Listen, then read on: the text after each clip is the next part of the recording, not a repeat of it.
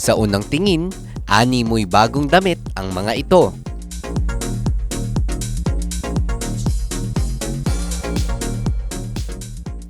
Pero sino mag-aakala na ang mga damit na ito gawa pala sa mga pinaglumaang damit? Isa sa mga rumampa rito ay si Ronelda. Ang kanyang suot, sarili niyang gawa mula sa mga lumang maong at mga botones. Mahilig naman ako sa designing kaso first time ko rin na mag-attend sa ganitong mga activities. Mas maganda ito kasi natuturuan din kami. Hindi lang yung mga damit na ginagawa ng mga designers, pati rin kami natuturuan kami na gumawa o mag-design ng mga sarili naming damit. O mag-decorate, mag-revitalize. Isa lamang si Ronelda sa mga lumahok sa isang upcycling workshop at fashion show event sa Revitalize 2025. Dito, hindi lang irarampa ang mga upcycled na damit kundi itinuturo rin sa mga kalahok kung paano disenyuhan at gawing bagong kasuotan ang mga patapong damit. Ang mga kalahok nabigyan ng 1.5 oras para lumikha ng kanilang sariling damit. At pagtapos, inirampa nila ang kanilang mga gawang damit.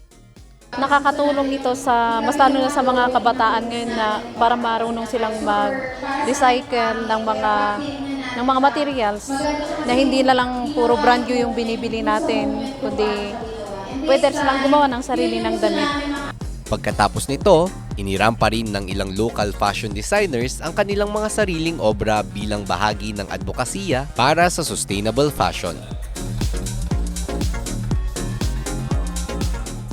With my design now, I have revitalized maong upcycled. So I made use of fur, old clothes. I cut it and I sew it in the apparels of the models. I also had the sequence. Then I had it with my own. Ayan, kaya medyo masakit pa yung kamay ko because upcycled. Aside from the sewing machine, you also have to do with the hand. So makikita mo yung art ng designer, how good the designer could be in making the upcycled. This event, Revitalize, really wants to educate the community. We start with the children, of course, with our creatives as well, yung mga artists natin, such as yung mga models din, the parents who are here also and other guests na pwede pala nilang gawin on their own as well. Kasi ang iniisip ng iba na limited lang yan sa mga fashion designers, sa mga stylists. First-hand experience ito na magagawa nila. And later on, pag uwi nila, they can come up with their own as well. Maliban sa maipakita ang pagkamalikhain ng isa't isa, layon din ng aktibidad na maisulong pa ang pagprotekta sa kalikasan sa pamamagitan ng pagbabawas ng mga basurang ating itinatapon. Ron Maranan, R&G News.